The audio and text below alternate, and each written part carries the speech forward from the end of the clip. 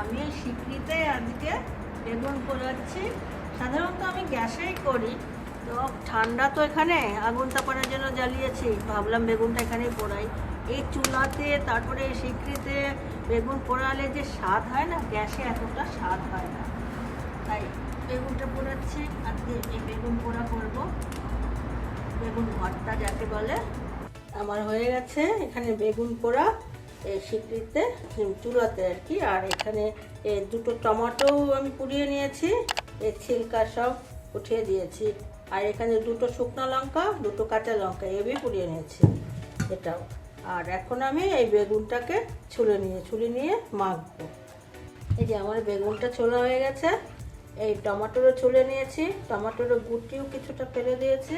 আর এই লঙ্কাগুলো ডলে নেব। এখানে লবণ দেব, নমক। এখানে মটর আমি বয়েল করে নিয়েছি। এখানে পেঁয়াজ কুচিয়ে নিয়েছি, সরষের তেল। হাতে মাখলেই ভালো, এই জন্য আমি হাত দিয়ে মাখছি। এই যে আমার এটা মাখা হয়ে গেছে, আপনারা এভাবে বানিয়ে খাবেন।